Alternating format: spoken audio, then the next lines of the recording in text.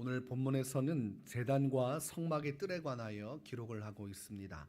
성막 바깥에는 뜰이 있고 그 뜰 안에는 번제단과 물두멍이 있습니다.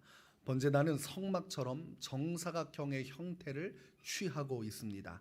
제단은 조각목으로 만든 이후에 놋으로 감쌌기 때문에 놋단이라고도 표현을 합니다. 제단에 대한 양식은 1절과 2절에 기록되어 있고 제단에 쓸 여러 기구들에 대해서는 3절에서 7절까지 세세하게 기록하고 있습니다. 9절에서 하나님은 성막 뜰을 두르는 울타리를 만들라고 말씀을 하고 있습니다. 성막 뜰에 기둥을 세우고 그리고 휘장으로 쳐서 울타리를 만들라고 말씀을 하십니다. 그 기둥은 북쪽과 남쪽에 20개 40개를 준비하고 동쪽과 서쪽에 10개씩 해서 총 20개를 준비합니다. 그래서 전체로 해서 60개의 기둥이 세워지고 그리고 이 성막 전체의 길이를 성경의 기준으로 하면 가로가 약 45m가 되고 세로가 22.5m가 되는 그 안에 성소가 있고 주성소가 있고 그리고 그 안에 그 모든 것 안에 이 성막 뜰 안에 오늘 번제단과 물두멍이 있는 것입니다.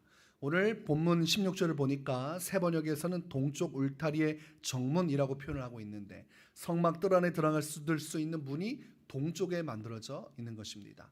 그러니까 순차적으로 보자면 동쪽에 만들어진 입구가 있고 그 앞에 번제단이 있고 그 앞에 물두멍이 있고 그 앞에 성소가 있고 그 앞에 지성소가 있는 것이죠.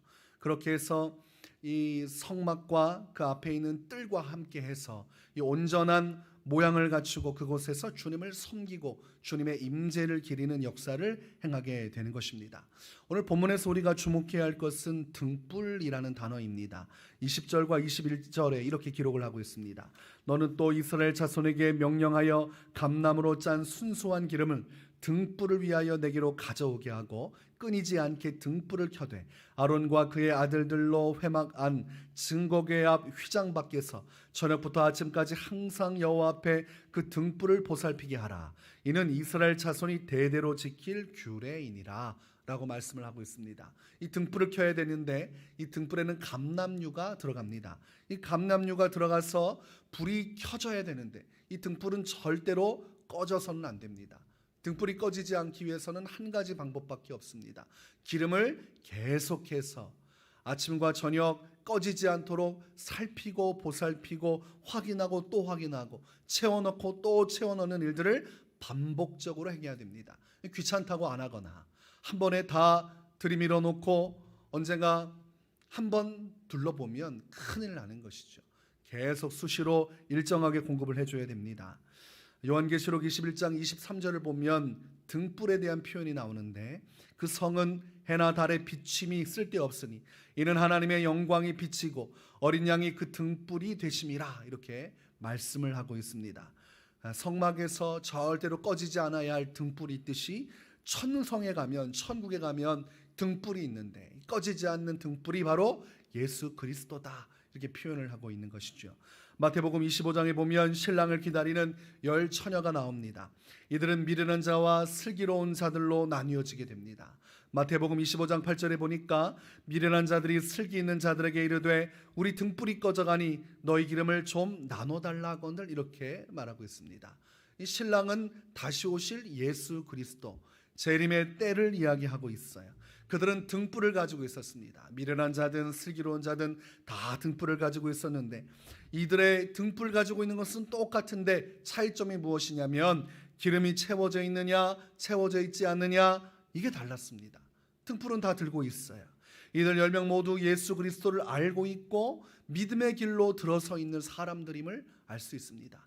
예수님을 붙들고 있는 사람들이에요. 그런데 이들에게 차이점이 있다면 기름의 유무인데 이 기름이 무엇이냐? 바로 성령을 의미합니다. 성령이 채워져 있어서 이 등불이 꺼지지 않도록 이 불이 계속해서 공급되는 사람이 있었던 반면에 기름이 떨어져서 등불이 꺼져가는 사람들이 있었습니다. 예수님은 이 비유를 통해서 결론적으로 깨어 있어야 한다. 예수님 신랑이 언제 올지 모르니 예수님을 믿는 믿음을 끝까지 지키며 깨어 있어야만 한다. 이렇게 강조를 하고 있는 것입니다. 이 예수님을 붙들고 예수 그리스도의 신앙의 길로 들어선 자들은 이 등불을 들고 있는 자예요. 그러니까 그들에게 중요한 것은 무엇입니까? 기름이 계속해서 공급되어져야만 하는 것입니다. 그래야 불이 꺼지지 않아요. 그래야 예수님을 맞이할 수 있어요. 그래야 영원한 혼인잔치, 천국잔치에 참여할 수가 있습니다. 이 기름을 채우라는 것은 성령의 충만함을 받으라는 것과 같습니다. 예수님께서 부활하신 이후에 제자들을 만나사 가장 먼저 이야기하신 것이 숨을 내쉬면서 성령을 받으라. 그리고 예수님께서 부활하시고 승천하실 때에 그들에게 약속한 것을 기다리라 말씀하셨고, 기후의 초대교회는 끊임없이 성령의 기름을 공급하면서 성령의 역사로 교회를 확장시켜 나갔습니다. 그리고 그것은 사도들과 교회 전통으로 내려져서 오늘까지 성령의 역사는 교회에 있어서 너무나 중요한 것이며 신앙에 있어서 너무나 중요한 것이죠. 이 성령의 기름 부으심이 있어야 그 안에서 영적인 잠을 자지 않고 항상 깨어 있을 수 있습니다. 근데 성령의 기름이 공급이 중단되면 영적으로 무뎌지고 매너리즘에 빠지게 되고 깊은 잠에 빠지게 되는 것입니다. 그래서 우리는 등불을 들고 있는 자로서 이 성령의 기름을 계속해서 공급해야 돼요. 성막 안에서 제사장은 끊임없이 이 감람류를 준비하고 채워 넣었어요. 그것이 오늘날 목회자가 말씀을 준비하고 예배를 준비하고 성도들이 영적으로 은혜 받도록 준비하는 것과 똑같아요. 목회자는 항상 깨어서 기도하며 성도들이 영적으로 성령의 은혜를 채울 수 있도록 도와주어야 됩니다. 그리고 성도들은 어떻게 해야 됩니까? 그 은혜를 받아 누려야 되는 것이죠. 그 기름을 받아서 채워 넣어야 돼요.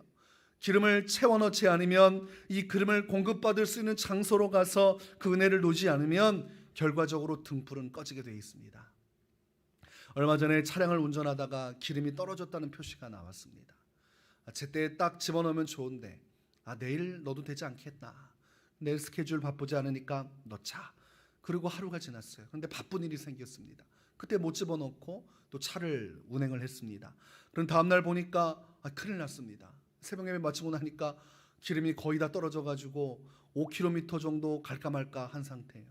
가슴이 콩닥콩닥 뛰는 겁니다. 이거 주유하러 갔다가 차가 멈추면 어떡하나. 과거 일전에 한번 차가 멈춘 적이 있어요. 한번 앵코가 언제까지 버틸 수 있는지 개인적으로 시험을 하다가 정말 도로에서 차가 멈춰버린 겁니다. 얼마나 난감하던지 그때 뼈저리게 후회했습니다. 또 기름이 등불이 깜빡깜빡하니까 또 이거 태만하게 있다가 큰일 나겠다 싶어가지고 주유소를 가려고 했는데 또 이 상황이 좋지 않은 겁니다.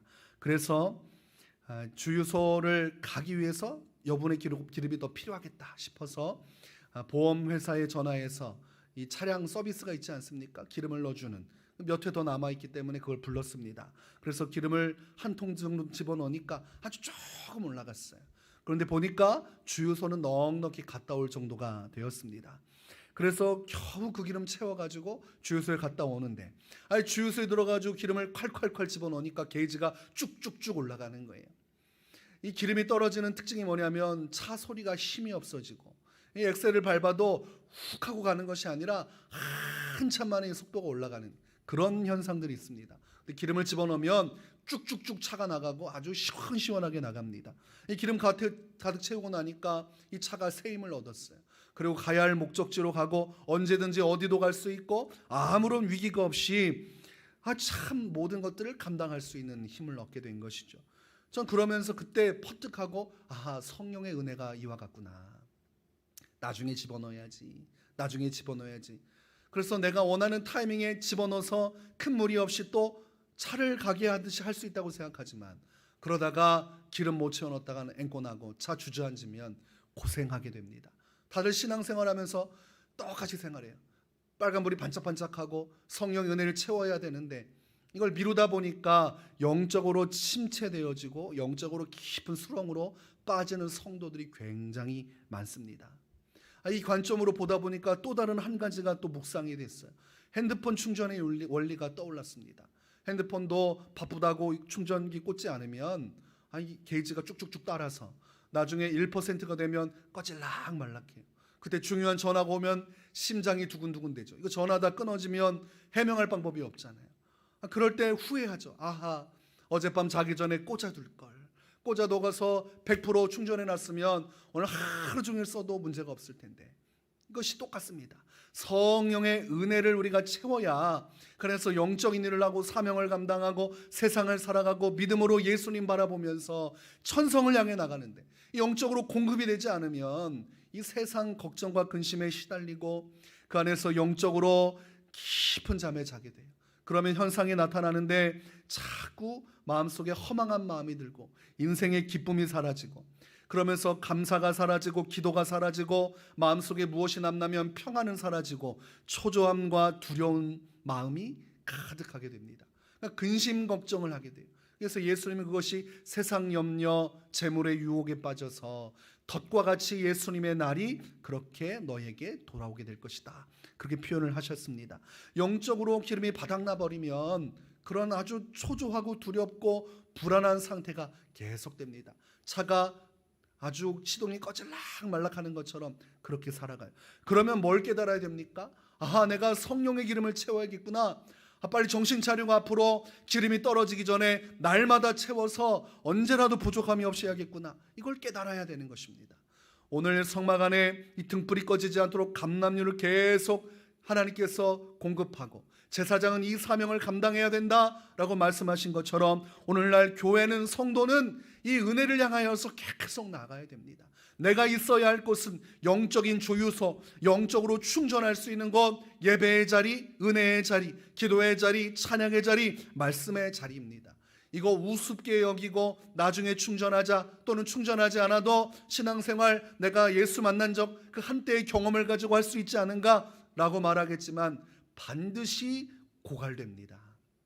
내가 아무리 확신을 해도 기름 안 넣으면 차는 주저앉습니다. 내가 아무리 확신하고 핸드폰을 붙들고 염원을 해도 충전기 꽂지 않으면 핸드폰은 그대로 전원이 꺼지고 기능을 상실합니다. 영적으로 똑같아요.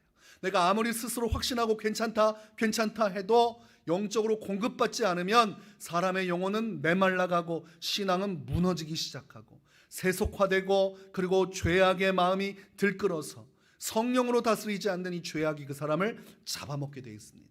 성경은 선줄하느냐 넘어질까 조심하라, 항상 경계하고 조심하고 은혜의 자리로 나가 은혜를 공급받는 것을 우리가 꾸준히 행하지 않을 때 언제라도 넘어질 수 있음을 경고하고 있습니다. 그렇게 살면 탕자처럼 세상에서 이리 치고 저리 치다가 아주 궁핍한 상태에서 후회의 눈물을 흘리게 되는 것입니다. 그래서 우리는 기름이 다 바닥나서 후회하는 탕자와 같은 인생이 아니라 날마다 주님 안에서 항상 깨어 성막 안에 기름을 공급했던 이 제사장의 심정으로 그렇게 예배의 자리, 은혜의 자리 나가 그 은혜를 내 영혼에 채우는 것, 이것이 우리의 신앙의 1순위가 되어야 합니다. 날마다 우리 주께서 말씀하신 영혼의 등불이 꺼지지 않도록 성령의 기름을 채우는 것에, 가장 중요한 이것에 마음을 두고 최선의 길을 다해서 살아가시기를 주 이름으로